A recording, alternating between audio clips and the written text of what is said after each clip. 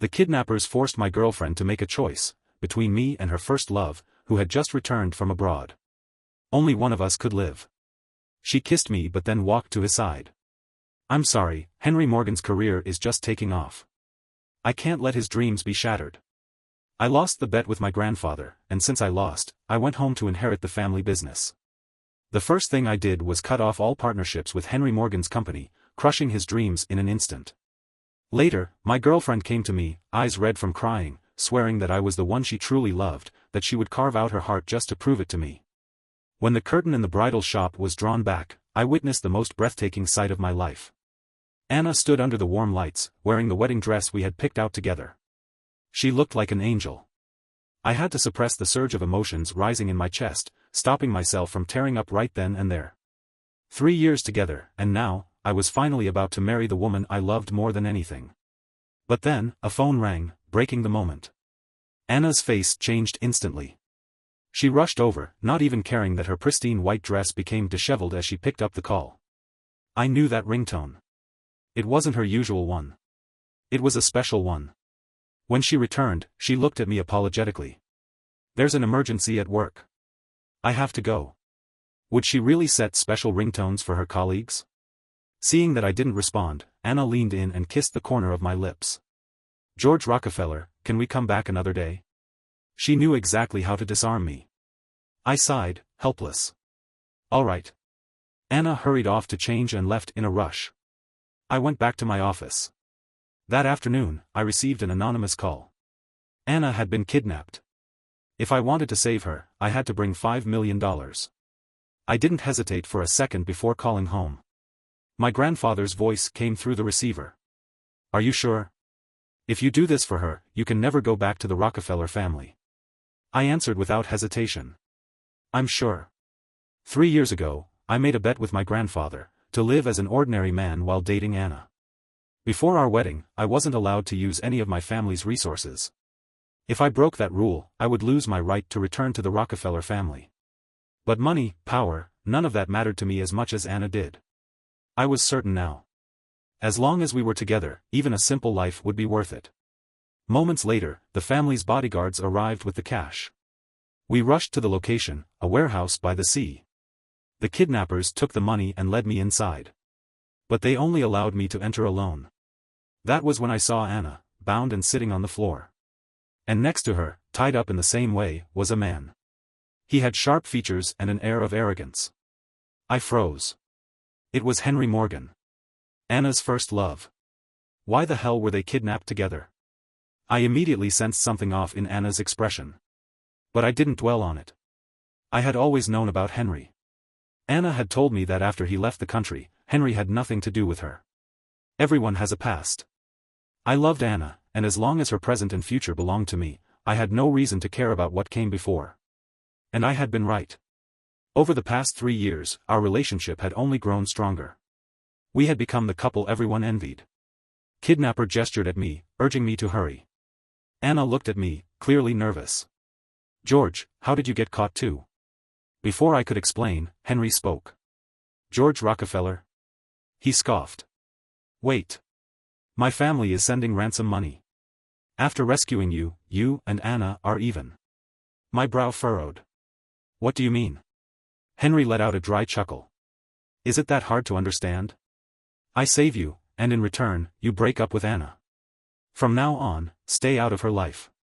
I turned to Anna. She had lowered her head, silent. I couldn't see her expression. She was trembling slightly. Was it fear?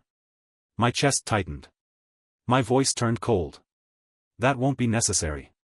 I moved to take Anna and leave, but before I could, another voice cut in. The man overheard our conversation and found it amusing, like he was enjoying some twisted spectacle. Choose, he said. Only 2 people can leave.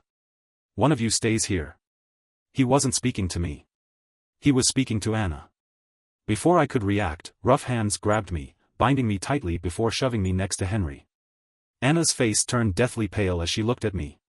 There was a shimmer of tears in her eyes. I didn't hesitate. Not even for a second. With the bond Anna and I shared, there was no doubt in my mind about what she would do. And just as I had expected, she stepped toward me. Then she kissed me. It was the kind of kiss that shattered my defenses, the one I could never resist.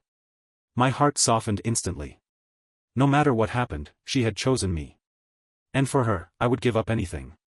But then, I froze.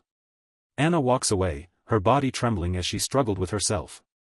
Then she looked at me, her eyes filled with sorrow. And the next moment, she walked past me. She stepped toward Henry. Standing beside him, she lifted her gaze, her voice trembling. "I'm sorry," she said. "Henry's career is just taking off. I can't let his dreams be ruined." It hit me then. I had thought she was looking at me with heartache. But Henry and I were very close together, facing the same direction. She wasn't looking at me at all. She had been looking at him. The choices we make when faced with life and death reveal our truest selves. I looked at Anna, and a bitter taste spread through my chest. Everything was clear now. That special ringtone, it must have been the one she set for Henry. That's why she had reacted so strangely when it rang. It's human nature to seek advantage and avoid danger. I knew what Anna was thinking. Henry, a returning entrepreneur with a promising future, was worth far more than an ordinary man like me. Heat surged through my veins, my blood boiling with the force of my realization, threatening to break my composure. I had believed our love was unshakable. Turns out, it was nothing more than my own pathetic delusion. Even if it costs my life to secure his dream. I stared at Anna, searching for even the slightest hint of hesitation on her face. But she turned her head away, avoiding my gaze. I knew her too well. That was as good as a confession. Even so, I wasn't ready to give up. I refused to believe this was the truth. What if I told you I could give you a better future than he ever could? Henry scoffed, his face full of disdain. Not in this lifetime. Try again after you've reincarnated 10 times. Anna sighed. Her eyes were rimmed red as she spoke softly. George, don't be like this. It's not because of his future. Then it was because she still had feelings for him. It all made sense. Ever since Henry had returned, the pieces had been falling into place, right down to why they had been kidnapped together. But whatever the reason, Anna hadn't chosen me without hesitation. What did that make me? I let out a quiet, self-mocking laugh. Then, as if seeing Anna for the first time, I took a long, deliberate look at her, studying every detail. And then, in my heart, I pressed delete. Anna, from this moment on, we have nothing to do with each other. The moment the words left my mouth, someone entered the room and kicked Henry in the side. It wasn't just a kick, it was an insult. Henry's face flushed red with rage, but despite his anger, he said nothing. The ransom's been paid. Get out. The man then turned to me. You don't have to die. Only then did I understand, the whole thing had been a ploy. Forcing Anna to choose was just a way to pressure Henry's family into paying up faster. But in an unexpected twist, it had also revealed the truth about Anna's heart. They had received double the ransom and decided to let us all go. When I stepped outside, Anna looked mortified. And why wouldn't she be? The stage had been perfectly set. She and Henry were supposed to walk out together, hand in hand, the perfect love story reunited. Who would have thought I'd make it out, too? I didn't spare her a second glance. I didn't return to the home we once shared. Instead, I pulled out my phone and called my grandfather. This ordeal had shown me just how ridiculous my belief in true love had been. Grandfather didn't say much. Come home. Home is always your haven. A mix of emotions churned inside me as the family's driver picked me up. I didn't regret my choice. But I did feel like I owed my family an apology. That night, my assistant delivered a stack of documents, Rockefeller Group's latest business deals. And the first partnership I had to handle was with Henry's company, Infinity Dynamics. Rockefeller Group was not just a household name in Los Angeles, it was a global powerhouse. With its immense resources and deep pockets, countless companies fought for a chance to collaborate with us. Henry's Infinity Dynamics was no exception. I shook my head and set the proposal aside. To be fair, Henry hadn't actually done anything wrong. I don't have to target him. Rockefeller Group invested in an overwhelming number of projects each year. If Henry truly had the ability, the company wouldn't mind giving him a chance. My phone suddenly rang. Anna. I hesitated for a second before picking up. She sounded uncertain, hesitant. How are you? Why aren't you home? I thought for a moment before answering. I'm not going back. I don't need anything from that place. Just pay me back the down payment, I'll sign the house over to you. $5 million, my last expense for Anna. I was leaving everything in the past, including that apartment. A luxury high-rise in the city center, something I had intended to secure our future together. But dreams shatter fast. I wasn't even going to bother paying off the rest of the mortgage. Anna seemed guilt-ridden. Infinity Dynamics is hiring right now. The pay is good. Henry said, as compensation, you could go straight in. If I talk to him, you might even get a manager position. A manager? I almost laughed. I had always told Anna I was a software engineer, overworked and constantly pulling late nights. In reality, I had been training within one of Rockefeller Group's subsidiary companies. My family had indulged my so-called independence but had never let me waste my time. 3 years of love wasn't a lie. Anna did have feelings for me. But she probably loved Henry more. It made sense. Between an ordinary programmer with no apparent future and a returning entrepreneur, she made the pragmatic choice. But Henry, was he really willing to hand out management positions just to repay a favor? My frown deepened. I might need to reassess this partnership. No need, I said simply. Anna sounded disappointed. Are you still mad at me? George, you need to grow up. Even if we can't be together, you have to think about your future. Don't throw away a great opportunity just because you're upset. You'll meet other girls one day.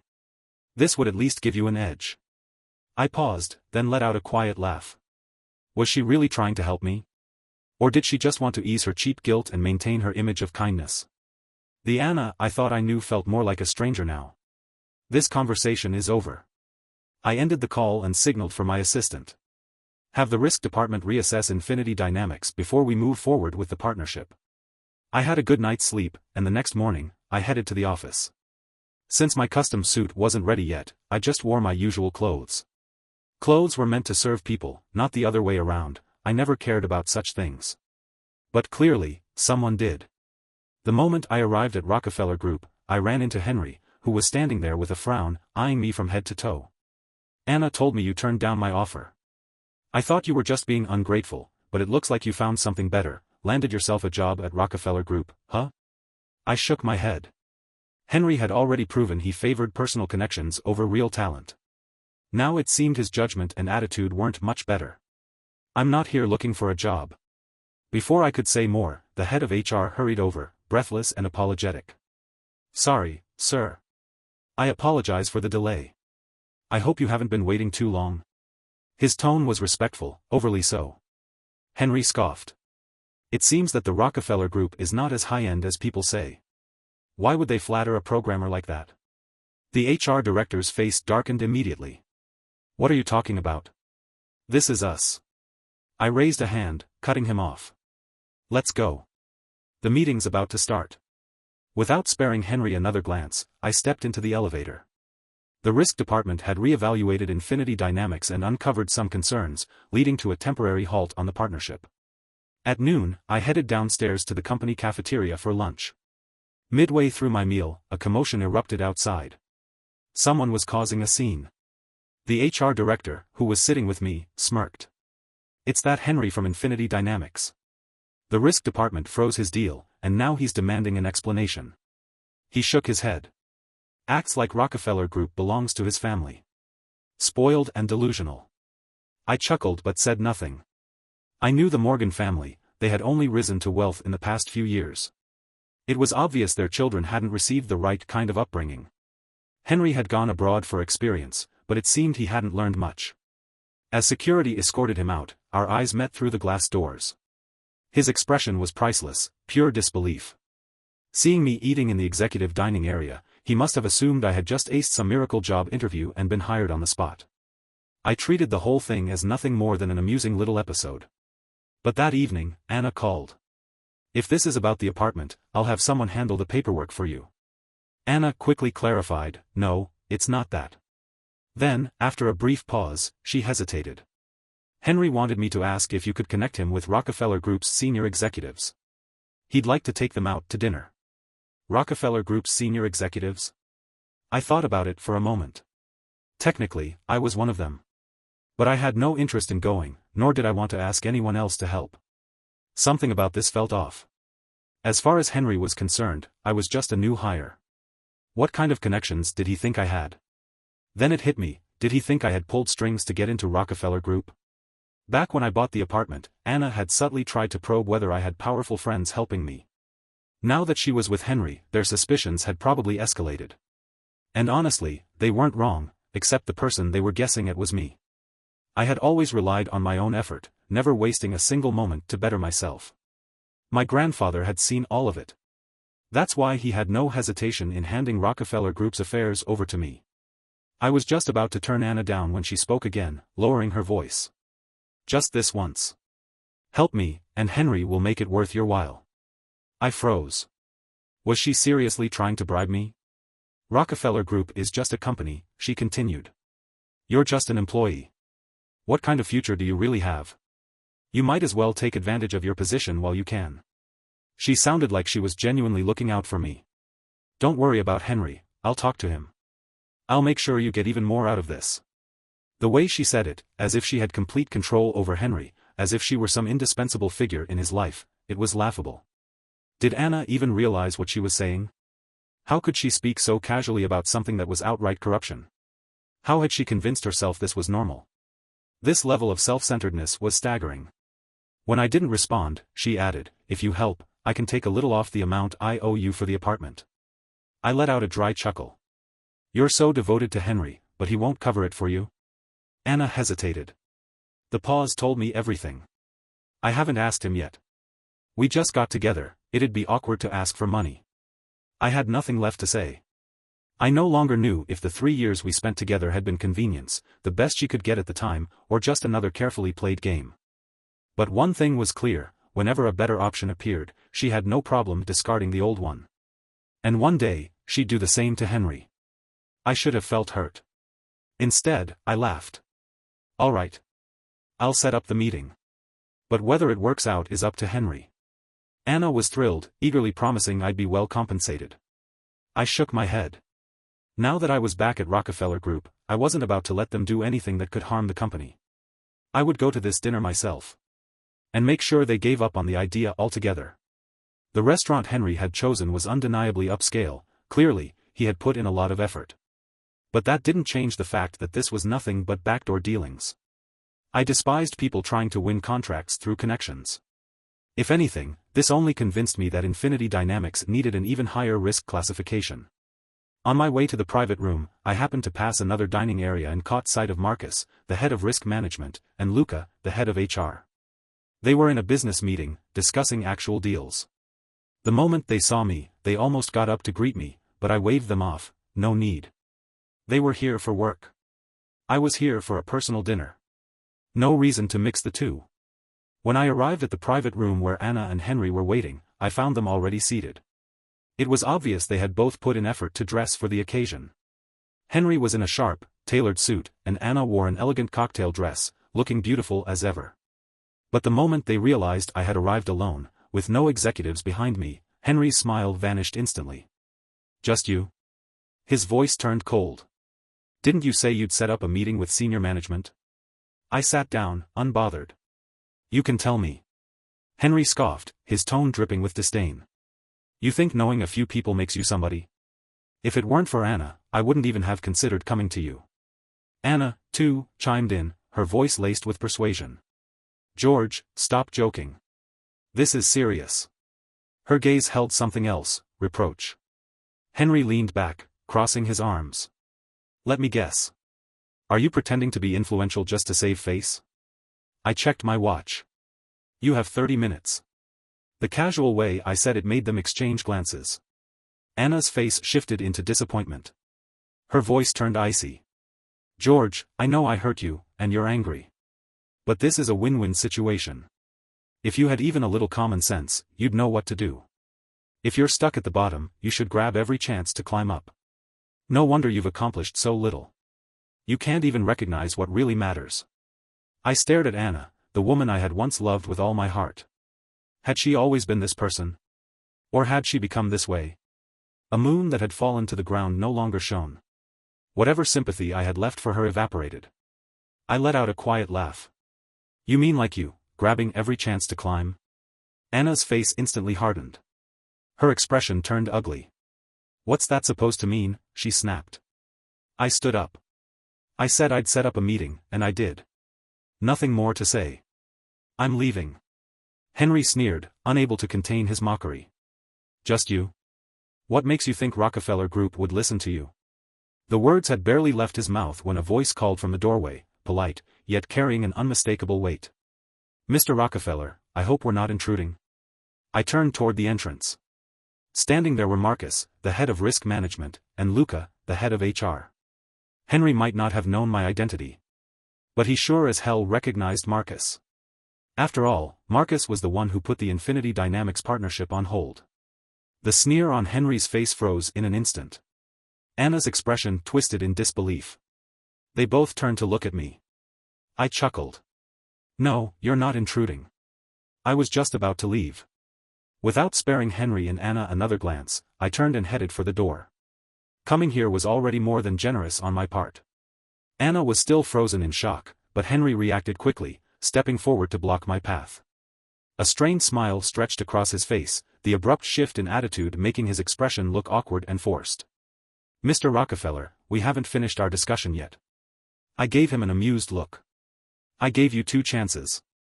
Both times, you chose to talk about something else, didn't you? So it seems your urgent matter wasn't that important after all." I threw Anna's own words right back at them. Anna looked uneasy, opening her mouth as if to say something, but no words came out. Henry, however, paled instantly. He took a deep breath, then reached for a glass of wine on the table.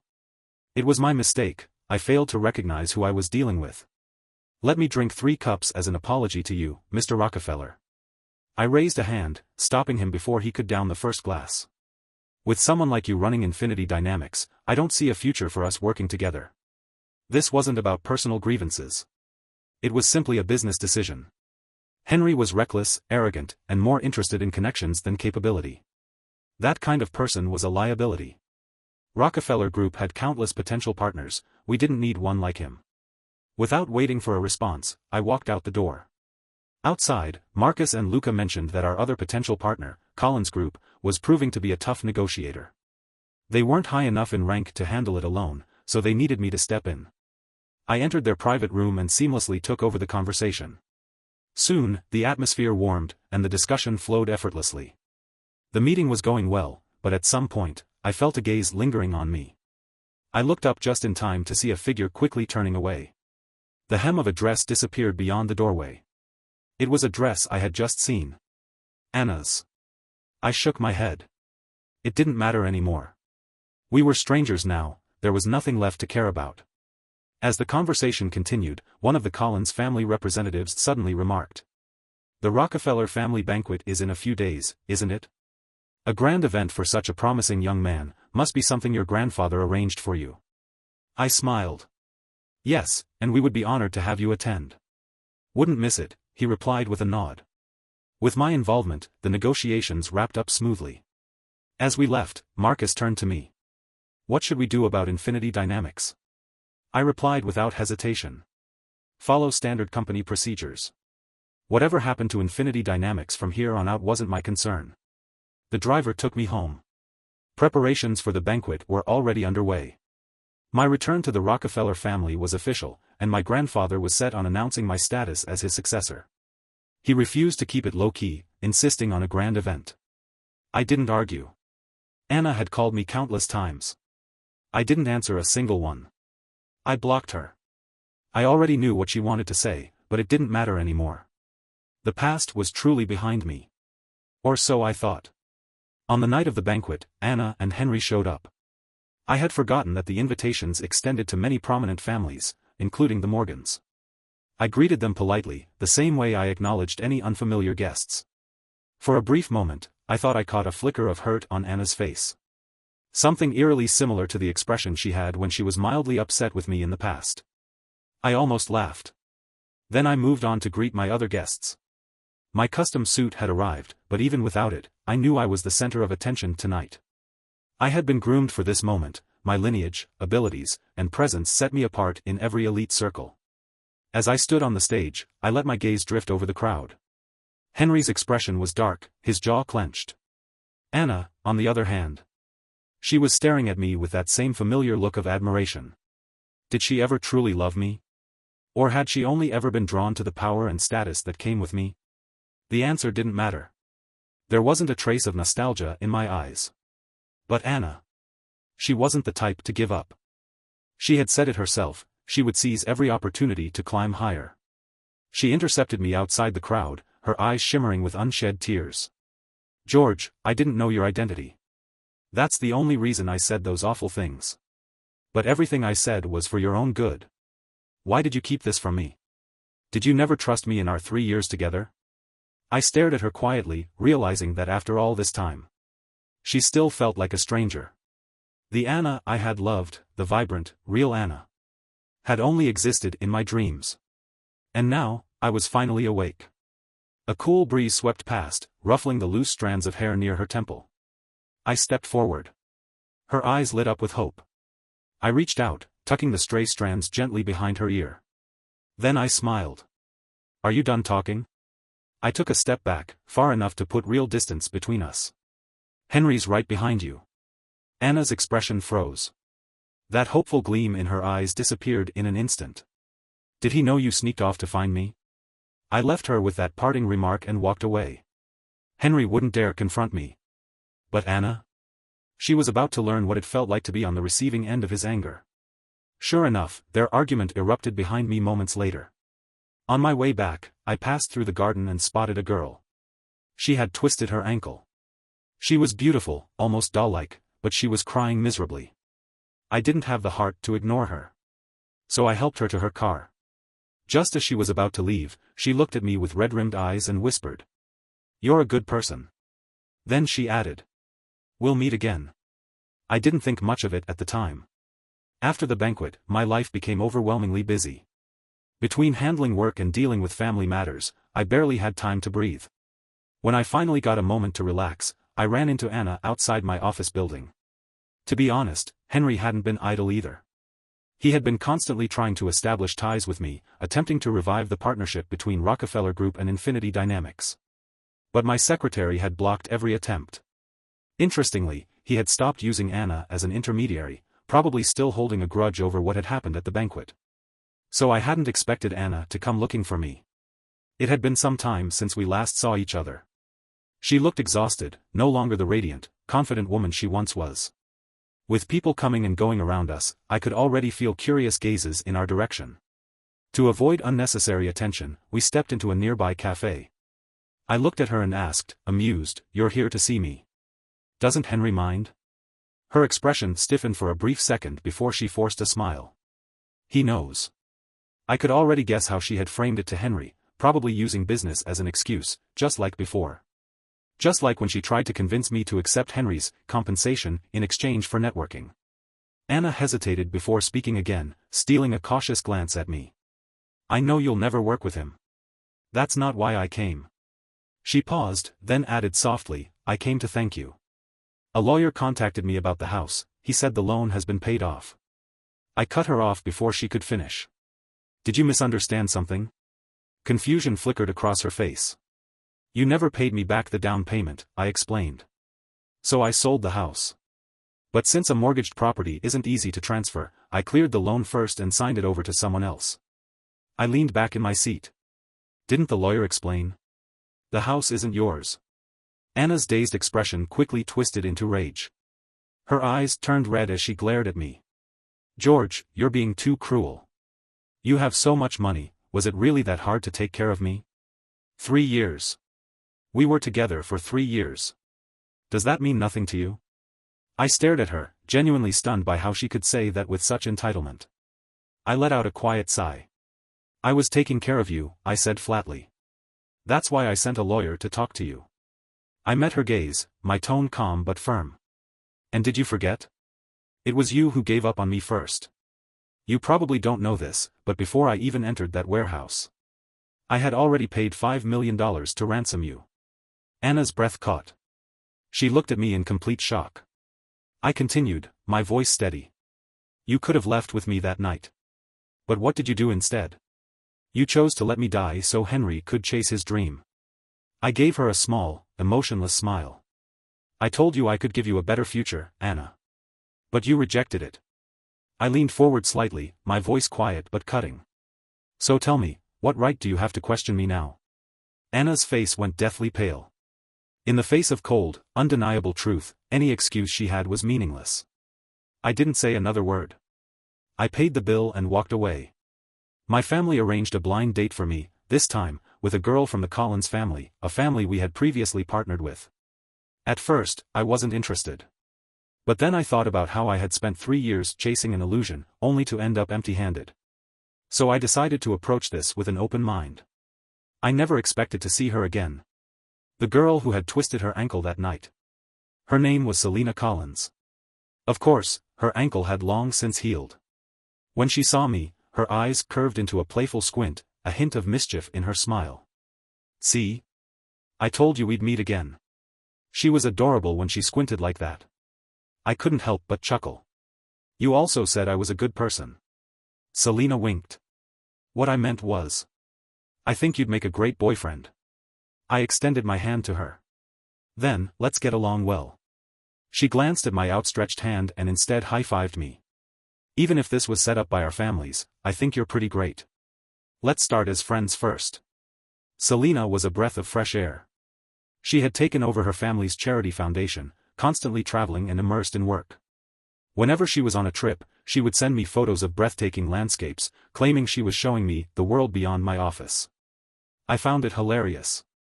Along with the photos, she always brought back little gifts, nothing expensive, but always thoughtful.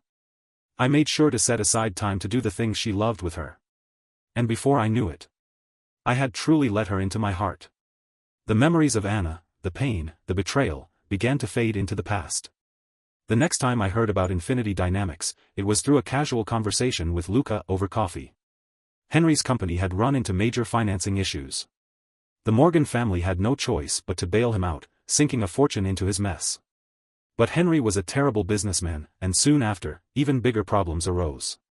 The Morgans, already not particularly powerful, were now drowning in disasters of their own making. Good thing we cut him off early, Marcus chimed in, sounding relieved. If we had gotten involved, it would have been a nightmare. I also received a few mysterious calls, the kind where no one spoke on the other end. One time, Selena overheard and casually asked, "Who is it?" The line immediately went dead. I knew who it was. Anna. Henry was the type to lash out when things went wrong. With his business failing, he would blame everyone but himself. I used to treat Anna like a princess, and I guess she couldn't accept the gap, so she came to me for comfort. But it was too late. I had already moved on. One evening, Selena suddenly pulled out a ring. Made of clay. She held it up with a proud grin. Don't underestimate this, it's made from the soil of the village of longevity. I made it myself and I'm giving it to you, so you can live a long, healthy life. I looked at her, earnest, a little shy, but completely sincere. Warmth spread through my chest. For the first time, I realized how foolish I had been back then, thinking that hiding my identity would help me find true love.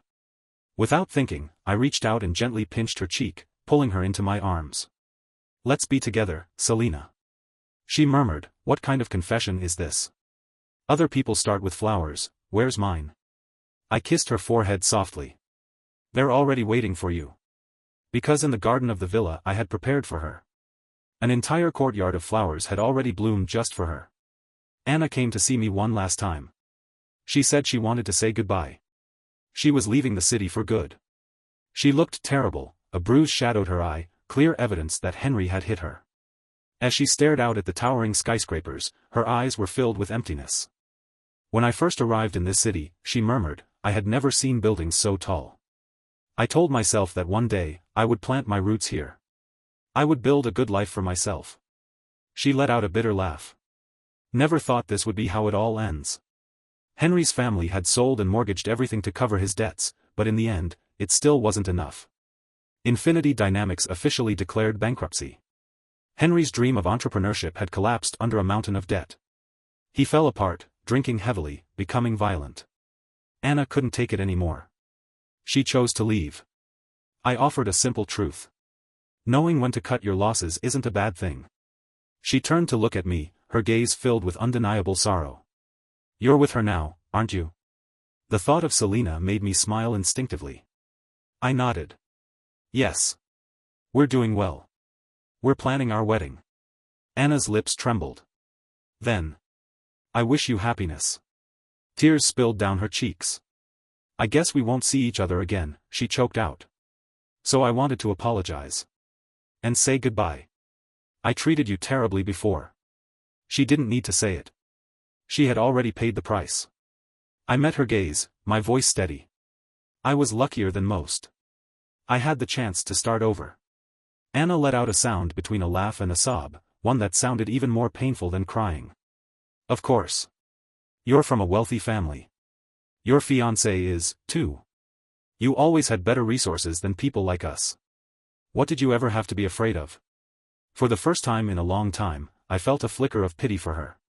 She had no idea. Anna, I said quietly, when I chose to be with you, I was prepared to give up everything. If we had gotten married, I would have severed ties with the Rockefeller family. I only believed in my own ability to give you a good life. She froze.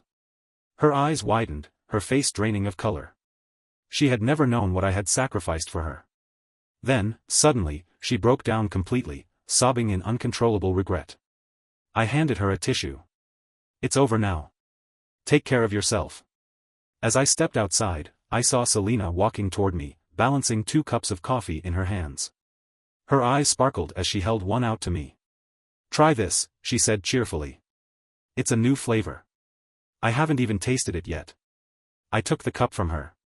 Then caught her hand in mine. And kissed it gently. Marry me? She blinked, surprised, then grinned. Yes. The autumn sun was warm, the breeze gentle. It was the perfect day.